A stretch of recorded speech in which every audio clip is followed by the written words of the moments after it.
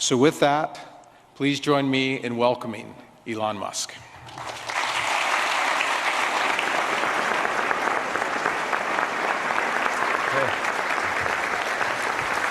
Good to see you.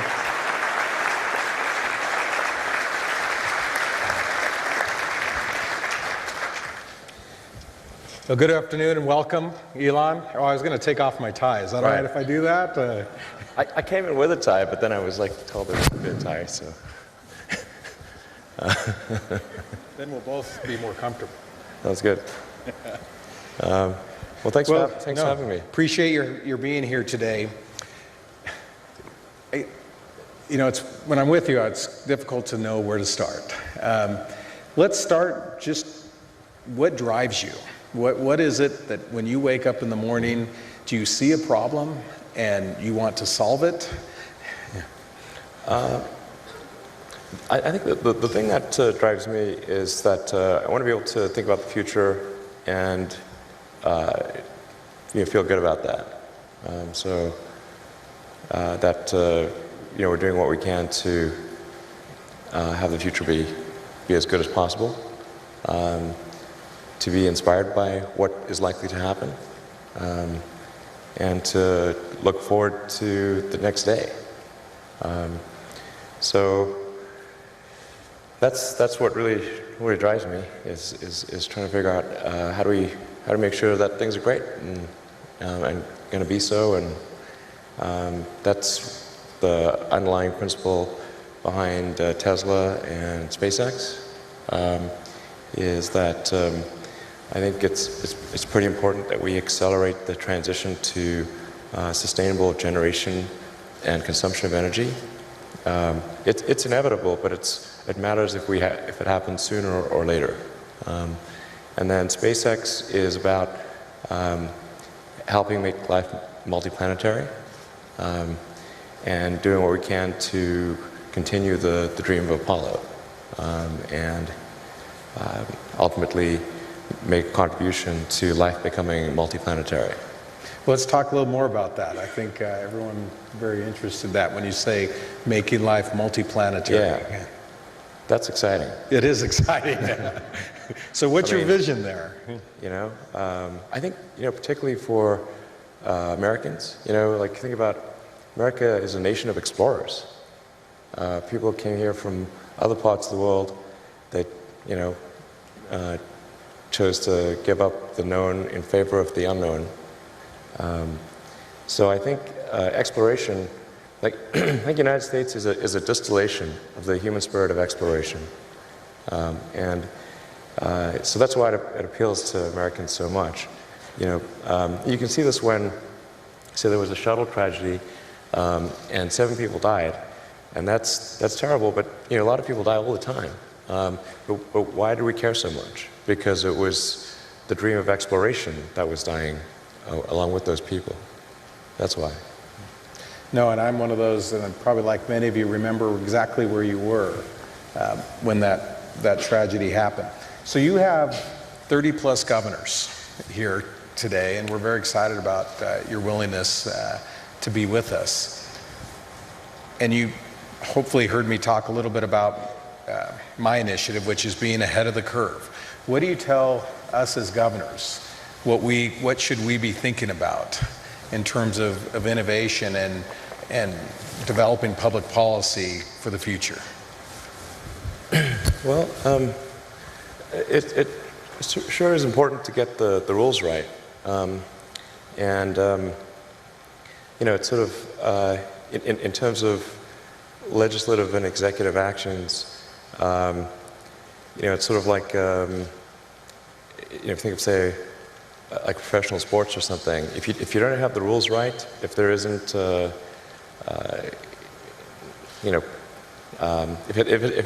the game isn't set up properly, it's not going to be a good game. So it's real important to get the rules right. Now, I think it's worth noting that I think still in the United States the rules are still better than anywhere else.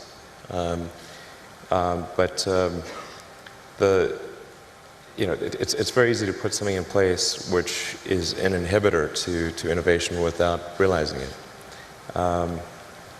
So in terms of the regulatory environment, it's always important to bear in mind that regulations are immortal, and they never die unless somebody actually goes and kills them, and then they get a lot of momentum. So a lot of times regulations can be put in place for all the right reasons, but then nobody goes back and gets rid of them afterwards when they no longer make sense. And there used to be a rule in the early days when people were concerned about automobiles, because that was a pretty scary thing, to see a carriage just going wrong by itself. You never know what those things might do. So there were like rules where you had to, in a lot of states, where you had to carry a lantern in front of the automobile.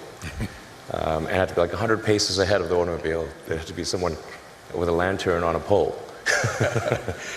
I'm like, okay, but you should really get rid of that regulation. And they did, because it would really be awkward. So just regulations, even if done correctly and being right at the time, it's always important to go back and scrub those, periodically to make sure they're still sensible, they're still serving the greater good.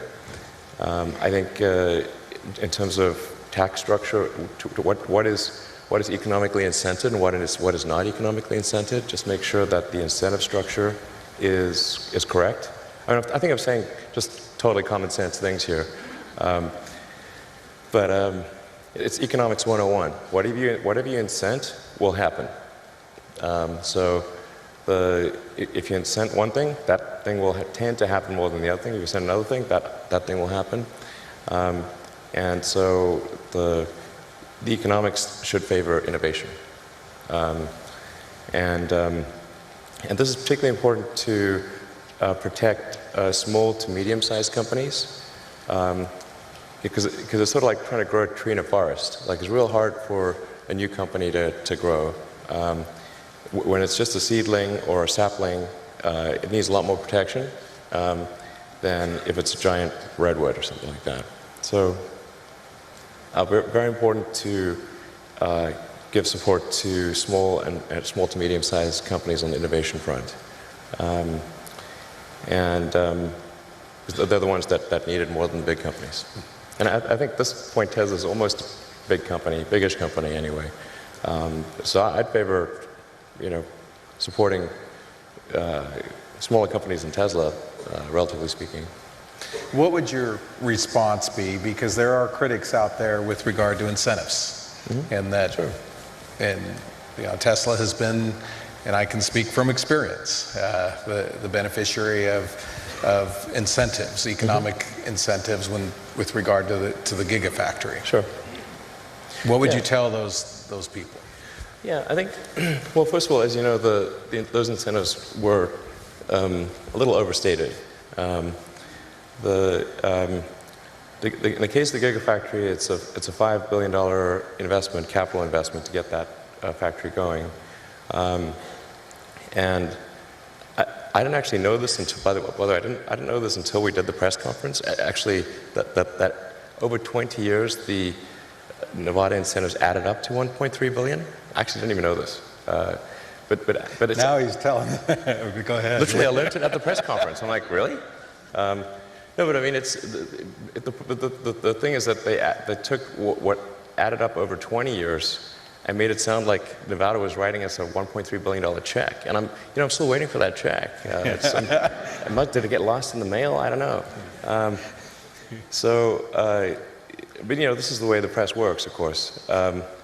So if you divide 1.3 billion by 20, okay, then it's like, okay, Tesla's on average receives sort of a tax.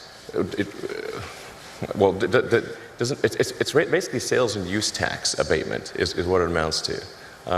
So Tesla gets like we get on the order of 50 to 60 million of sales and use tax abatement divided over 20 years. But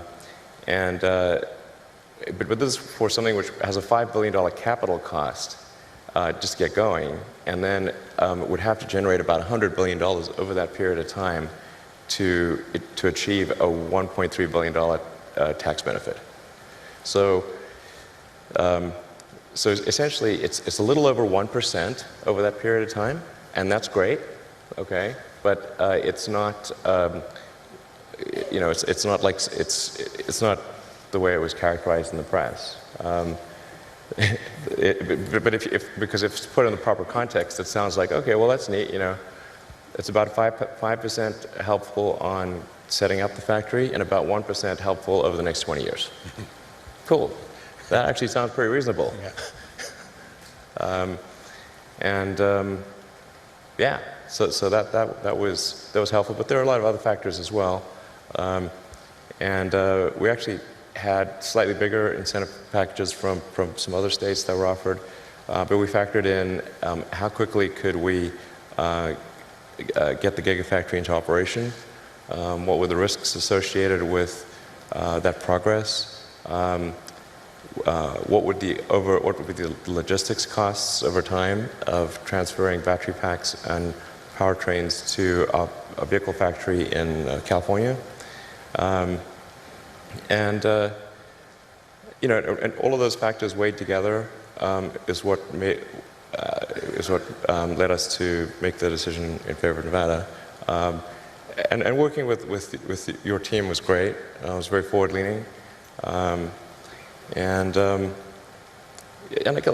big part was also just like making sure you feel really welcome, within a state.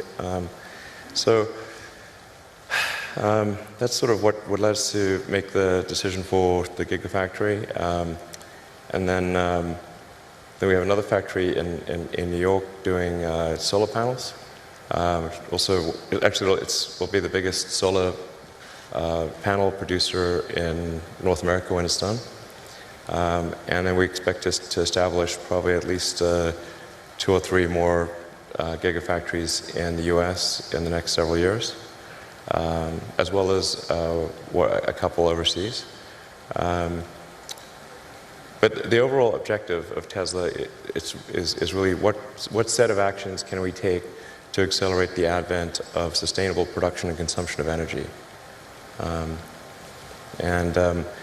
think the sort of the way I would assess the historic good of Tesla is in terms of how many years of acceleration was it, and if we can accelerate sustainable energy by 10 years, I would consider that to be a great success. Even if it was only 5 years, that would still be pretty good. That's the overarching optimization. So you've talked about interplanetary travel and sustainable energy and the vehicles a little bit. What would you want things to look like in 5 to 10 years associated with energy? Sure. And with autonomous vehicles, electric vehicles? Well, I think things are going to grow exponentially. So there's a big difference between 5 and 10 years. My guess is, probably in 10 years, more than a half of new vehicle production is electric in the United States. And China's probably going to be ahead of that because China's been super pro-EV. I don't think a lot of people know this, but China's environmental policies are way ahead of the U.S. Like their mandate for renewable energy far exceeds the U.S.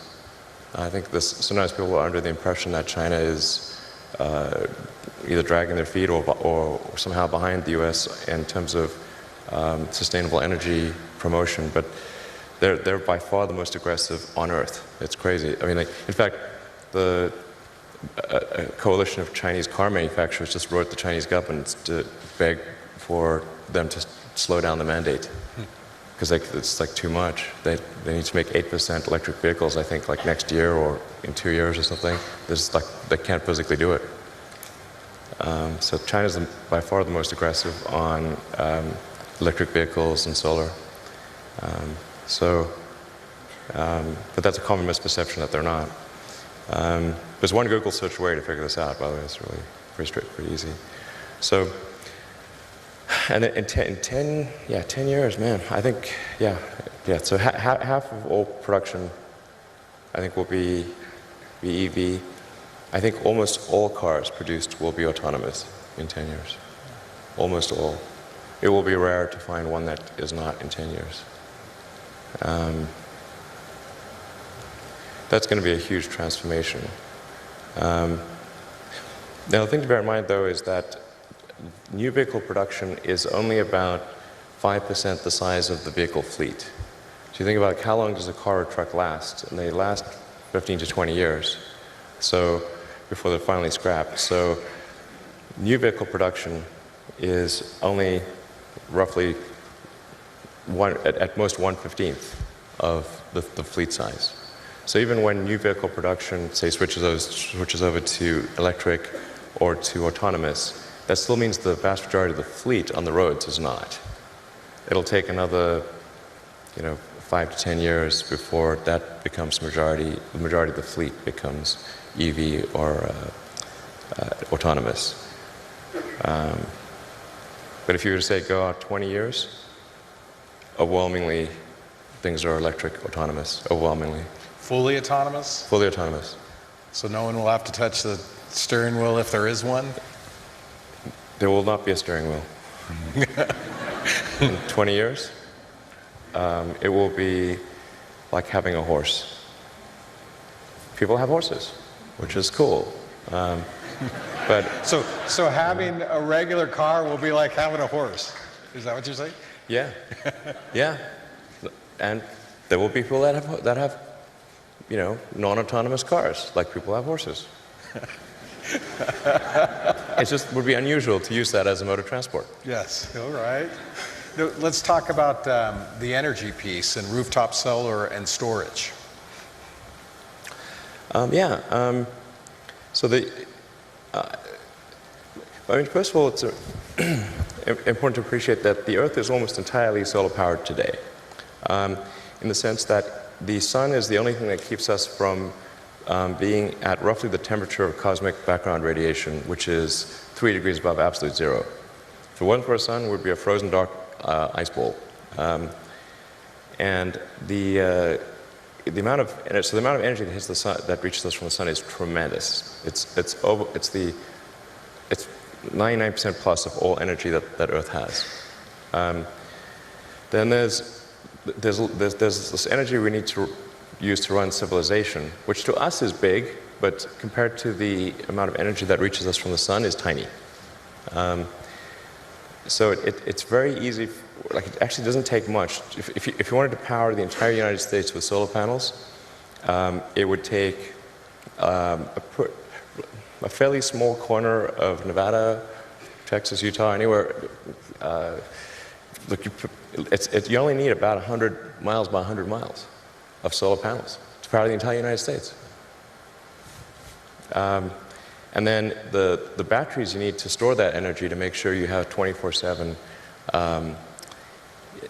power is 1 mile by 1 mile.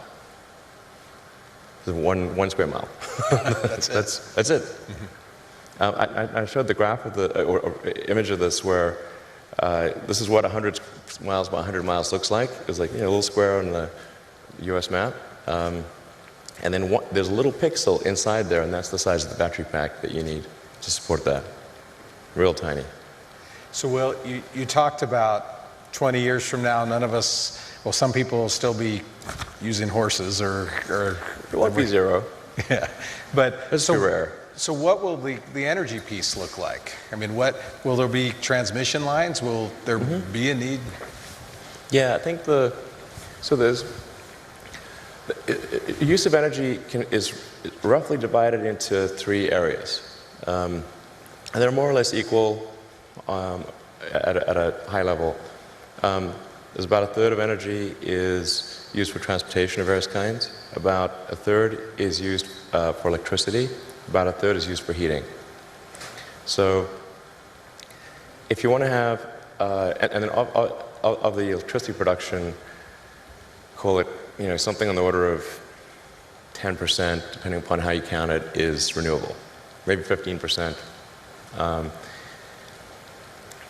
today. So that means that there's a massive amount of solar that would need to be produced and connected in order to be fully sustainable. Because fully sustainable means you're tackling transport, non-renewable electricity generation, and heating.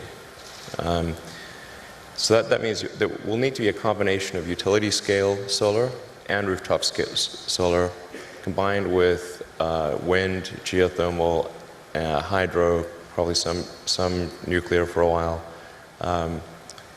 in order to transition to a sustainable situation. Which means, really, for the most part, massive growth in solar. And it's going to be important to have rooftop solar in neighborhoods because otherwise there'll need to be massive new transmission lines built. And people do not like having transmission lines go through the neighborhood. They really don't like that. And I agree. So you want to have some localized energy production combined with utility. So you want rooftop solar, utility solar, and that's really going to be the solution from a physics standpoint. That I can't see any other way to really do it. People talk a lot about fusion and all that, but the sun is a giant fusion reactor in the sky, and it's really reliable. It comes up every day. So if it doesn't, we've got bigger problems. Somebody asked me to ask you this. We talked about workforce today, but they asked me, are robots going to take our jobs, everybody's jobs in the future? Or how much do you see artificial intelligence coming into the workplace? Well, first of all, I think on the artificial intelligence front, I have exposure to the very most cutting edge AI. And I think people should be really concerned about it. I keep sounding the alarm bell, but until people see like robots going down the street killing people, like they don't know how to react, because it seems so ethereal. And I think we should be really concerned about AI, and I think we should. AI is a rare case where I think we need to be proactive in regulation instead of reactive. Because I think by the time we are reactive in AI regulation, it's too late. And normally the way regulations are set up is that a whole bunch of bad things happen, there's a public outcry, and then after many years, a regulatory agency is set up to regulate that industry. And there's a bunch of opposition from companies who don't like being told what to do by regulators. Anyway, it takes forever. That in the past has been bad, but not something which represented a fundamental risk to the existence of civilization. AI is a fundamental risk to the existence of human civilization. In a way that car accidents, airplane crashes, faulty drugs, or bad food were not. They were harmful to a set of individuals within society, of course, but they were not harmful to society as a whole. AI is a fundamental existential risk for human civilization, and I don't think people fully appreciate that. It's not fun being regulated. It's not, it can be pretty irksome, but in the car business, we get regulated by Department of Transport, by EPA, and a bunch of others, and there's regulatory agencies in every country. In space, we get regulated by FAA, but if you ask the average person, hey, do you want to get rid of the FAA and just like take a chance on manufacturers not cutting corners on the aircraft because profits were down that quarter? I was like, hell no. That sounds terrible. So, I think even people who are extremely like libertarian free market, they'd be like, yeah, we should probably have somebody keeping an eye on the aircraft companies, making sure they build a good aircraft and good cars and that kind of thing. So, I think there's a role for regulators. That's very important. And I'm against overregulation for sure. But man, I think we better get on that with AI pronto. So there'll certainly be a lot of job disruption. Because what's going to happen is robots will be able to do everything better than us. I'm including, all of us, Yeah, I'm not sure exactly what to do about this.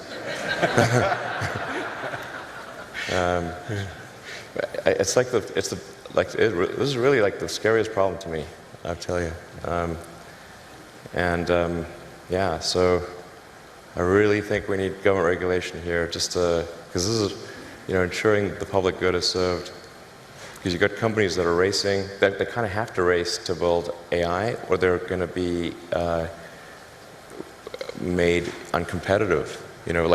Essentially, if your competitor is racing to build AI and you don't, they will crush you. So then you're like, we don't want to be crushed. So, I guess we need to build it too. That's where you need the regulators to come in and say, hey guys, you all need to really, just pause and make sure this is safe. And like when it's cool and and the regulators are convinced that it's safe to proceed, then you can go. But otherwise, slow down. But you kind of need the regulators to do that for all the teams in the game. Otherwise the shareholders will be saying like, hey, why aren't you developing AI faster? Because your competitor is. I'm like, okay, we better do that. Anyway, so it's like, there's like something like 12% of jobs are transport. Transport will be one of the first things to go fully autonomous. But when I say everything, like the robots will be able to do everything, bar nothing. Let's move back to you're rolling out the Model 3 this year, right? Mm-hmm. And how many orders? What is that going to look like? Yeah, it's gone well on that front. We got, I don't know, more. I think like if somebody orders a Model 3 today, they'd only get it probably late next year. We just started production. Made the first production unit last week.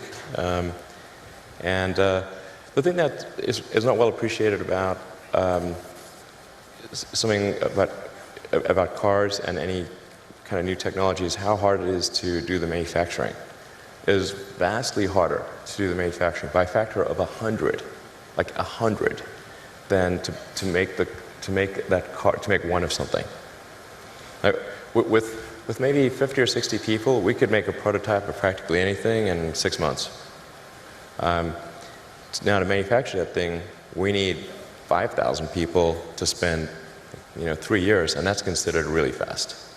So manufacturing does this kind of S-curve where it's excruciatingly slow at first, and then it grows exponentially, but people tend to extrapolate on a straight line. So if it's real slow at first, they say, oh, this is real slow, look at that. They're only going to make 5 cars a week forever. Like, nope. It'll be 10 cars a week, then 20 cars a week, then 40 cars a week, then 5,000 cars a week eventually. It just grows crazy fast. So we're hoping to get to something like 5,000 cars a week by the end of the year. Well, I wanted to give an opportunity for some of the governors to ask questions and perhaps some audience questions. I was told that you'd be willing to do absolutely. that. Great. So, governors, any questions for Elon? Governor Scott. Well, thank you very much. We in Vermont have partnered with Tesla in terms of a power pack in our homes, and it's for $15 a day.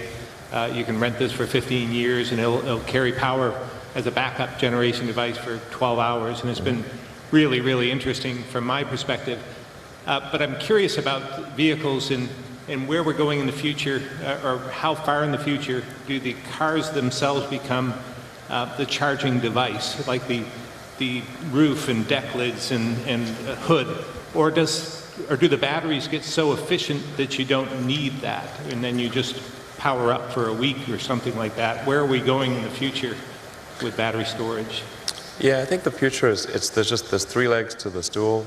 There's electric cars, there's a stationary battery pack, and solar power. With those three things, you can have a completely sustainable energy future. That's all that's needed. On the solar front, like I said, it's going to be a combination of rooftop solar and utility scale solar. You'll need both because of the enormous demand for electricity. And then one of the things that's been missing, I think, up till now is having rooftop solar that looks good and isn't that's where we got the solar glass roof that we're developing, and we're doing it in different styles so that it matches the aesthetics of a particular house or regional style. I think that's actually pretty important. But conventional flat panel solars for flat roofs and for commercial will be the way to go.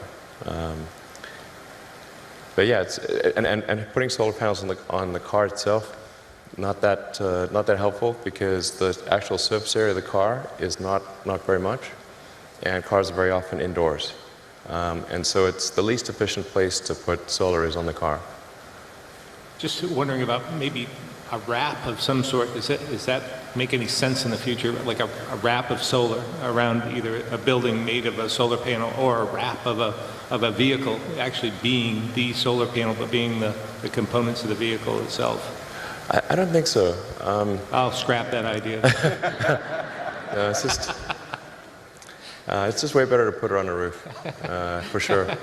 And I really thought about this. I mean, really, and I pushed my team about, like, isn't there some way we could do it on the car?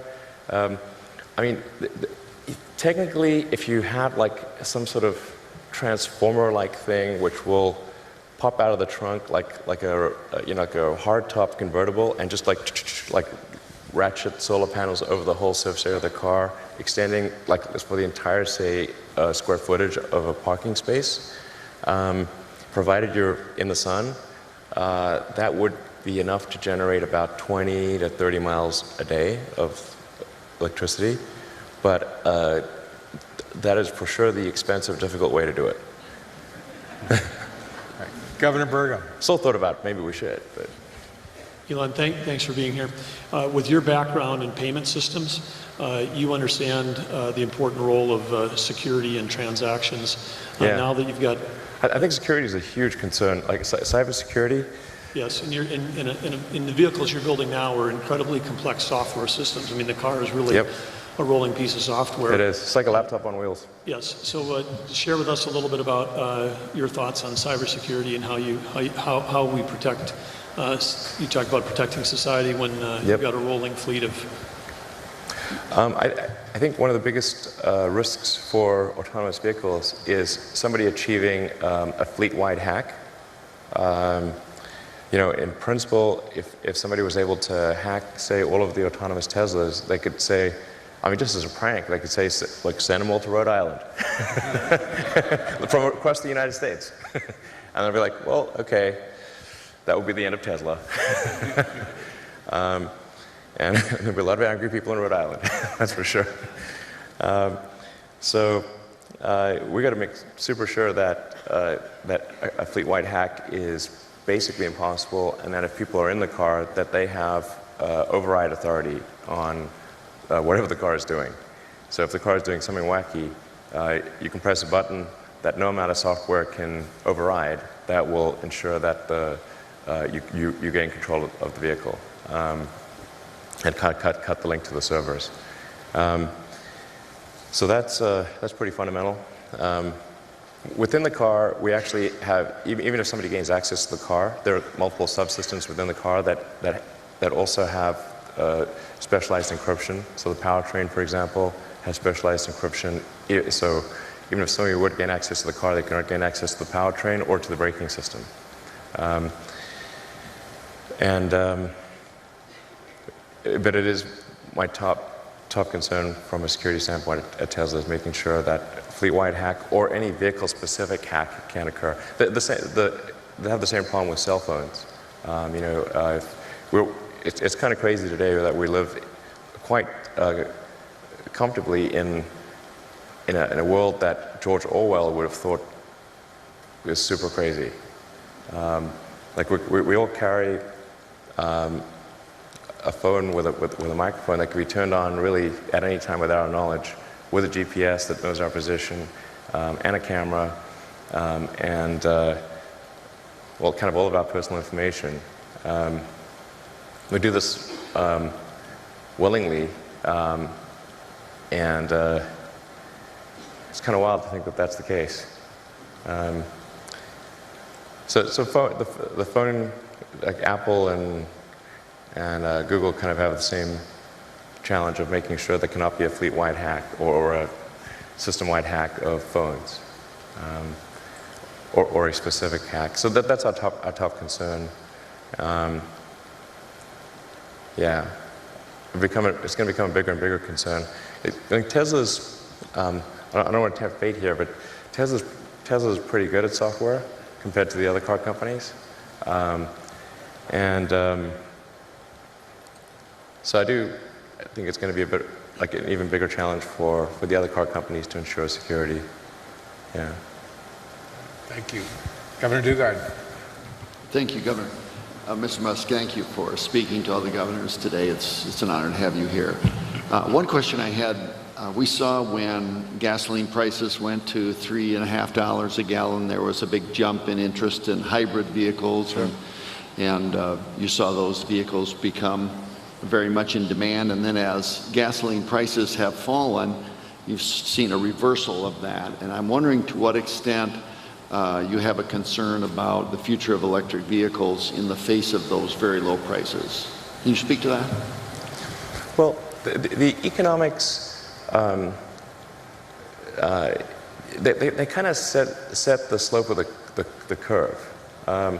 So there's no question in our mind whatsoever that all transport, with the ironic exception of rockets, will go fully electric. Everything. Planes, trains, automobiles. Well, a lot of trains are already electric. All ships. But it's a question of what that time frame is. And the economic incentive structure drives that time frame. That's really what it amounts to. And the big challenge is that there's an unpriced externality in the cost of fossil fuels. So the unpriced externality is the probably weighted harm of changing the chemical constituency of the atmosphere and oceans. Since it is not captured in the price of gasoline, it does not drive the right behavior. It would be like if tossing out garbage was just free, and there was no penalty. You just do as much as you want. Then, like, streets would be full of garbage.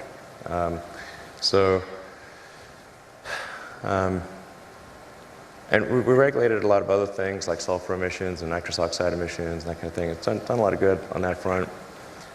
With CO2, it's tough because there's so many vested interests on the sort of fossil fuel side. And sometimes I feel like those guys feel like kind of hard done by because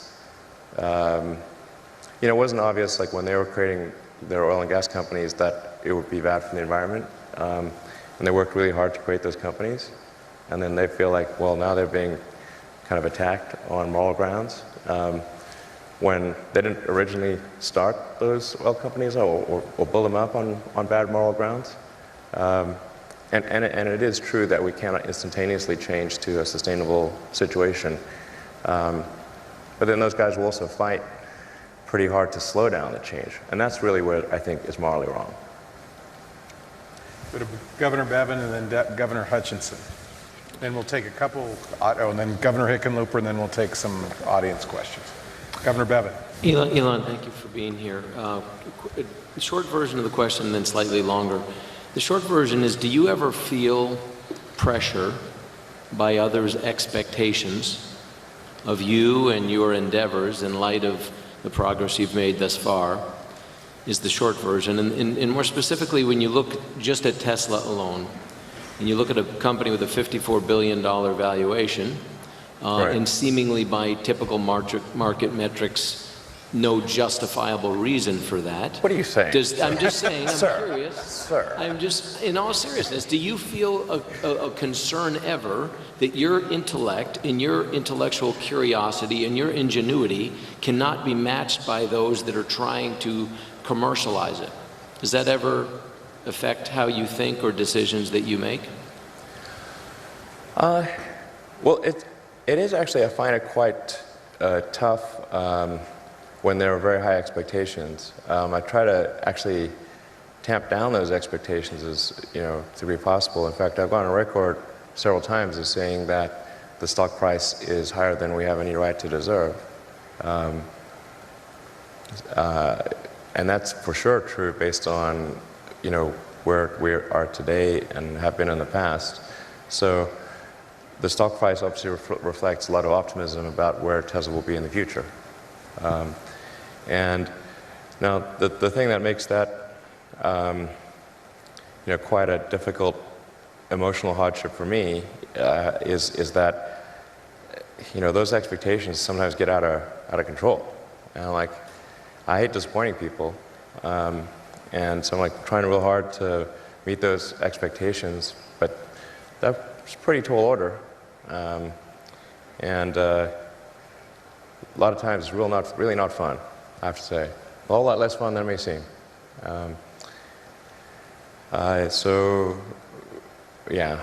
I mean, I don't ever sell any stock unless I have to for taxes. So, I've said publicly, I'm not going to take money off the table. I'll be last. I'm going down with the ship. So I'll be the last to do it. Yeah, I mean, it's. Oh, I really wouldn't recommend anyone start a car company. I really wouldn't recommend it. It's not a recipe for happiness and freedom. Thanks, Governor Bevin. Governor Hutchinson. Mr. Musk, Asa Hutchinson from Arkansas, thank you for your frank observations about exploration. I look at the spirit of invention and the spirit of exploration, which is really the hallmark of America. What is your comment on NASA, its mission? I was in Congress, I supported NASA, but I always feel like it's floundering, does not have the support of the American people that's needed. What's your comment on NASA, its mission, and what advice would you give us? Sure. Well, first of all, I should say I'm a big fan of NASA. In fact, at one point, my password was "I love NASA." Literally, that was my password. I think NASA does a lot of good things for which it doesn't get enough credit, and that the public, I guess, doesn't know that much about. Most members of the public, they're not really into hard science. It's not the thing they're tuning in for most of the time. I love hard science, but it's not that popular. So, but there's great things in terms of the telescopes like the Hubble and the James Webb and the rovers on Mars, and the probes to the outer solar system. Those are all really great things. But to get the public excited, you got to get people in the picture. It's just 100 times different if there are people in the picture. If there's some criticism of NASA, it's important to remember people in the picture. If you want to get the public support. But if you talk to a scientist about that, they say well, where's the science in that? you're not getting it. It's like, that's not why people are giving you money. It's not, I mean, it's a little bit of the reason, but the serious scientists are like, people just make things more expensive. Like, why do we have people? Like, okay, well, why do we have people at all? Or anywhere? Sometimes the scientists are the ones who just don't understand. Even though they're like smart people, but like, you know. So you got to have something that's gonna fire up the, you know, fire people up and get them really excited. And like, I think if we had a serious goal of having a base on the moon and sending people to Mars, and said, okay, we're going to be outcome oriented. How are we going to do this? Okay, we got to change the way contracting is done. You can't do these like cost plus sole source contracts, because then the incentive structure is all messed up. So as soon as you don't have any competition, well, okay, there's no, the sense of urgency goes away. And as soon as you make something a cost plus contract, you're incenting the contractor to maximize the costs of the program because they get a percentage. So they never want that gravy train to end, and they want to make it, they become cost maximizers. And then you have good people engaged in cost maximization because you just gave them an incentive to do that and told them they'll get punished if they don't. Essentially, that's what happens. So it's critically important that we change the contracting structure to be a competitive commercial bid. Make sure that there are always at least two entities that are competing to serve NASA, and that the contracts are milestone-based with concrete milestones. PowerPoint presentations do not count. Like everything works in PowerPoint. Okay, you can say, I have a teleportation device. Look, here's my PowerPoint presentation. So milestone-based, competitive commercial contracts with competitors, and then you've got to be prepared to fire one of those competitors if they're not cutting it, and recompete the remainder of that contract. And by the way, NASA's actually already done this, and they did it with the commercial cargo transportation to the space station. And that was a case where NASA, you know, that NASA actually, I'm not sure if they thought it would work or not work, but they didn't have the budget to do anything else. So they're like, okay, we're going to try this competitive commercial milestone-based contracting, and it worked great. And they awarded it to two companies, to SpaceX and a company called Kistler. And SpaceX managed to meet the milestones. Kistler did not, so then NASA recompeted the remainder of the contract to Orbital Sciences, but then Orbital Sciences got across the finish line. So now NASA's got two suppliers for taking cargo to the space station, and it's a great situation. Same thing for commercial crew to the space station. NASA competed that. In the commercial crew case, it's SpaceX and Boeing. And I think that's also a good situation. So now, like I can tell you, like the SpaceX team is like, we're going to do this before Boeing. That's for sure. And then like I bet at the Boeing team, they're like, we're going to do this before SpaceX. That's good. It's a good forcing function to get things done. I can't tell you how important that contracting structure is. That is night and day. There's way too much in government which is where it's a sole source cost plus contract. That just, again, economics 101, whatever you incent, that will happen. And people shouldn't be surprised. It's like, oh, you just, you know, said, okay, if that company manages to find some excuse to double the cost of the contract, they're going to get double the profit because they're getting a percentage. So they can do exactly that. And also, they're not going to say no to requirements. So the government will come up with some set of requirements. 90% of them could make a lot of sense, and 10% of them are cockamamie that double the price of the project. For those 10% of cockamamie requirements in a cost-plus contract, the contractor will always say yes. There could be a future for you in government contracting at the state level. Yeah. Let's go to Governor Hickenlooper and then Governor Ducey. So I think like most governors, I find it so refreshing to have the unbridled truth, but I do suspect every time you say publicly that the stock price is higher than we have any right to believe, I'm going to guess you probably get some calls from investors suggesting that maybe you don't say that so frequently. Yeah, that's true.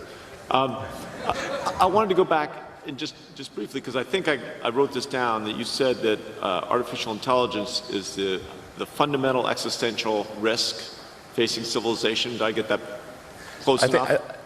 In my opinion, it is the biggest risk that we face as a civilization is artificial intelligence. And so, to a group of leaders, what would you advise that how should we be addressing something that's such a large landscape and yet obviously so important? I think that one of the roles of government is to ensure the public good, and to that dangers to the public are addressed. So that hence the regulatory thing. I think the first order of business would be to try to learn as much as possible. To understand the nature of the issues, to look closely at the progress that is being made, and the remarkable achievements of artificial intelligence. Last year, Go, which is quite a difficult game to beat, that people thought would never be beaten with by a computer, that a computer would either never beat the best human player or that it was 20 years away. And last year, AlphaGo, which was done by DeepMind, which is a kind of a Google subsidiary, absolutely crushed the world's best player. And now it can play the top 50 simultaneously and crush them all. So, just like that pace of progress is remarkable. And you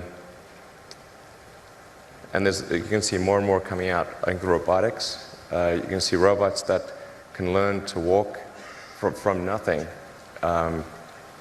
within hours, like way faster than any biological being.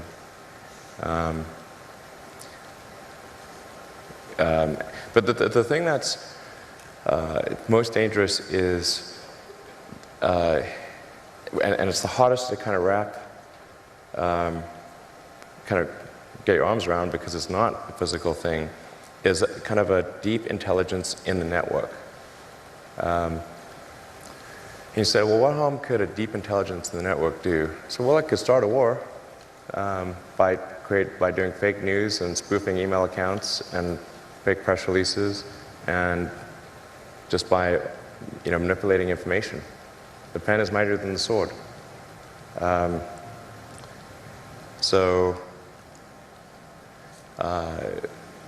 an example, I want to emphasize, I do not think this actually occurred. This is purely a hypothetical that I'm digging my grave here. But there was that second Malaysian airliner that was shot down on the Ukrainian-Russian border, and that really amplified tensions between Russia and the EU in a massive way. Well, let's say if you had an AI that was where the AI's goal was to maximize the value of a portfolio of stocks. One of the ways to maximize value would be to go long on defense, short on consumer, start a war. And then how could it do that? Well, hack into the Malaysian Airlines aircraft routing server, route it over a war zone, then send an anonymous tip that an enemy aircraft is flying overhead right now. Let's go to Governor Ducey, and then we'll have, after Governor Ducey, we'll finish our gubernatorial questions, and then 2 questions, and quick questions, or 1 audience question, and then we'll be done. We're running short on time. Governor Ducey. Thanks, Elon. I really enjoyed your comments today. And as someone who has spent a lot of time in his administration trying to reduce and eliminate regulations, I was surprised by your suggestion to bring regulations before we know exactly what we're dealing with AI. And I've heard the example used, if I were to come up with a colorless, odorless tasteless gas that was explosive, people would say, well, you have to ban that, and then we'd have no natural gas. So you've given some of these examples of how AI can be an existential threat, but I still don't understand as policymakers what type of regulations beyond slow down, which typically policymakers don't get in front of entrepreneurs or innovators. Well, I think the first order of business would be to gain insight. Right now, the government does not even have insight. And I think the right order of business would be to stand up a regulatory agency, initial goal, gain insight into the status of AI activity, make sure the situation is understood. Once it is, then put regulations in place to ensure public safety. That's it.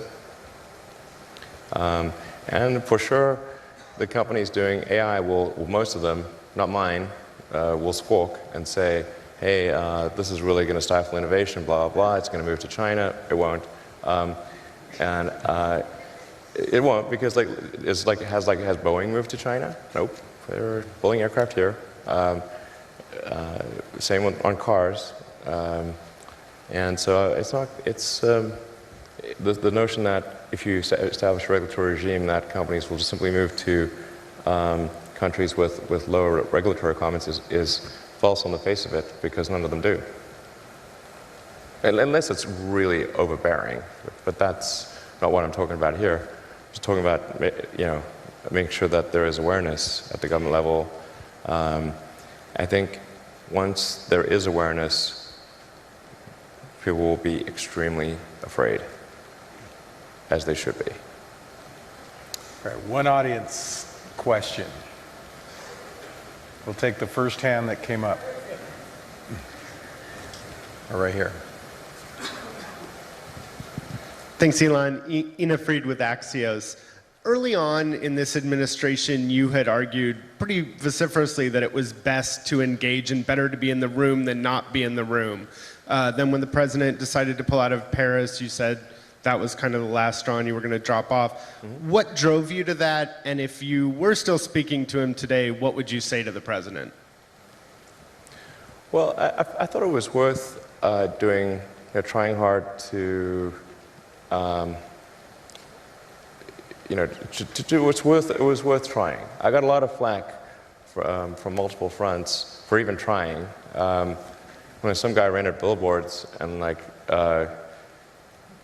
attacking me and full-page ads in the New York Times and whatnot, just for being on the panel, and in every meeting I was just trying to make the arguments in favor of sustainability and sometimes other issues, like we need to make sure that our immigration laws are not unkind or unreasonable,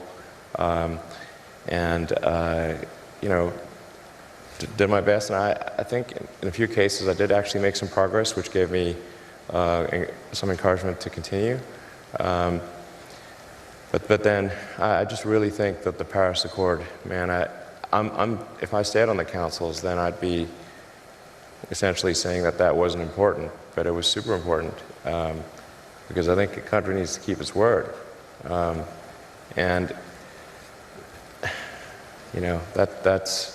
It's not even a binding agreement.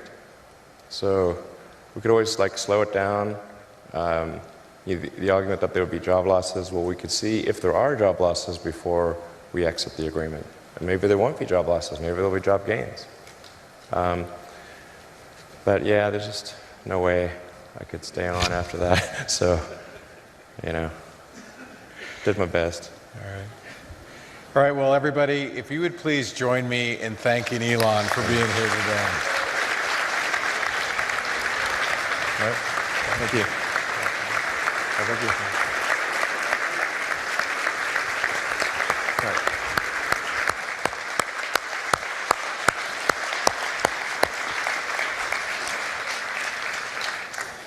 Well, that was a treat, wasn't it? Well, ladies and gentlemen, this brings us to the conclusion of our meeting. Again, I wanted to thank our former chair, Governor McAuliffe, Governor Raimondo, for hosting us, all of you who've supported this organization. We will see you in Washington, D.C. in February. God bless all of you. Thank you for being here. Our meeting is adjourned. Thank you.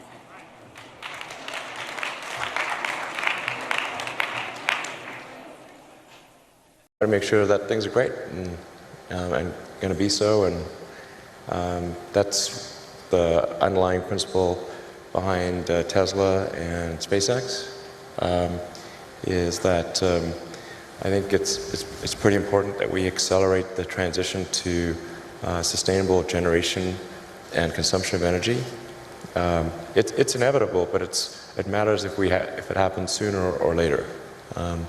And then SpaceX is about helping make life multiplanetary and doing what we can to continue the dream of Apollo and ultimately make a contribution to life becoming multiplanetary.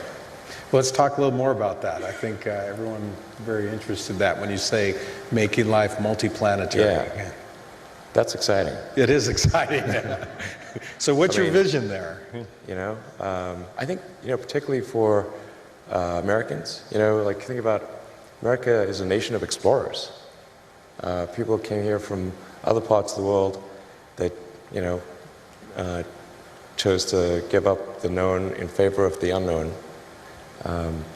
So I think exploration, I think the United States is a distillation of the human spirit of exploration. So that's why it appeals to Americans so much. You can see this when, say, there was a shuttle tragedy and 7 people died, and that's terrible. But a lot of people die all the time. So in terms of the regulatory environment, it's always important to bear in mind that regulations are immortal.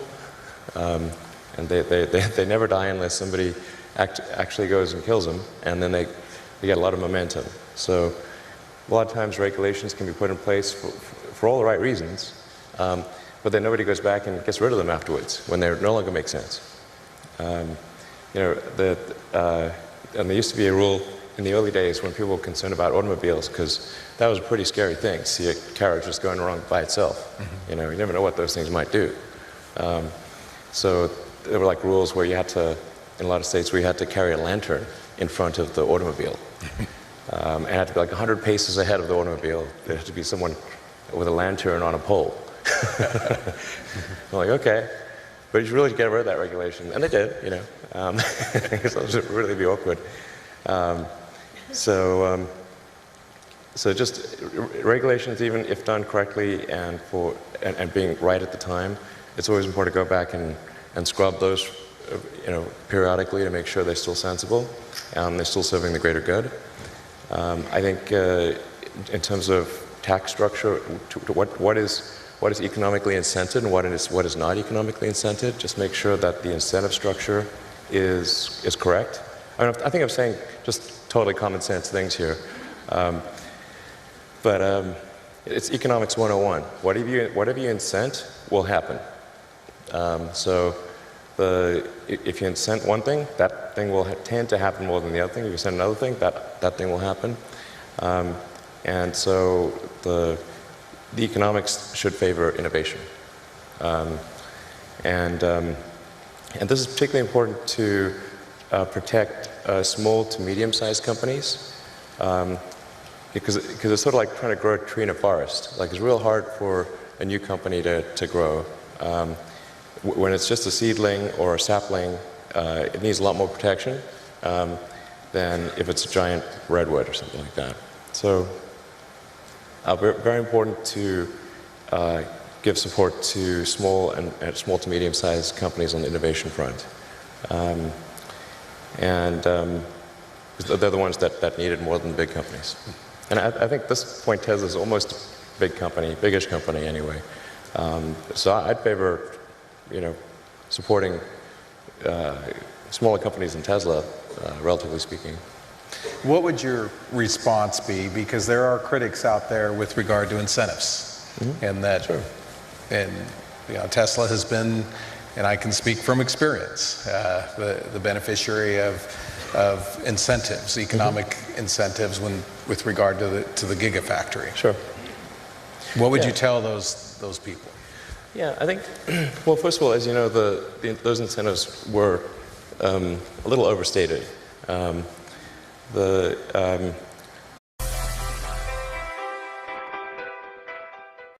So with that, please join me in welcoming Elon Musk.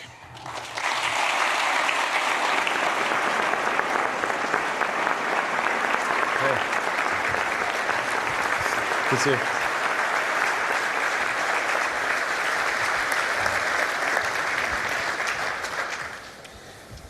Well, good afternoon and welcome, Elon. Oh, I was going to take off my tie. Is that all right if I do that?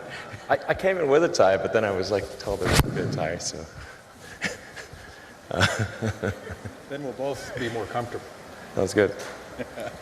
Well, thanks for having me. Appreciate your being here today. When I'm with you, it's difficult to know where to start.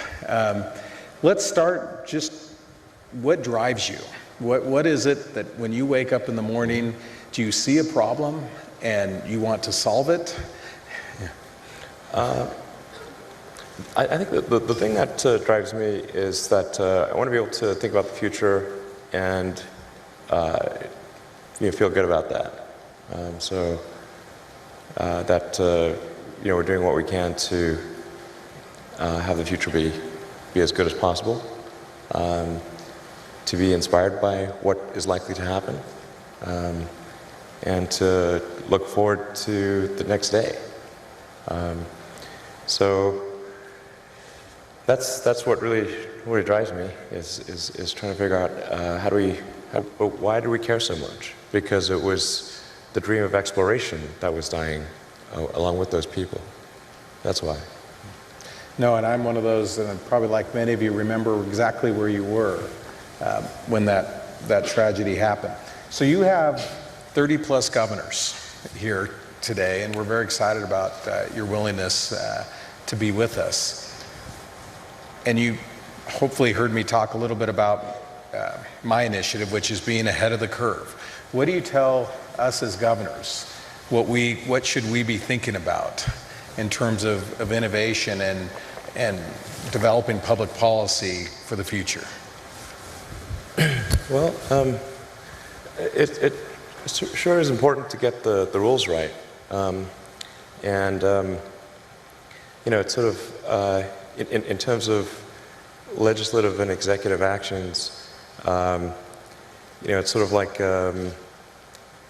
think of, say, like professional sports or something. If you don't have the rules right, if there isn't if the game isn't set up properly, it's not going to be a good game.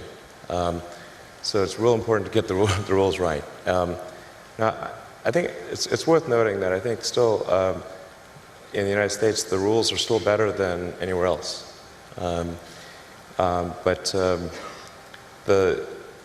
It's very easy to put something in place which is an inhibitor to innovation without realizing it.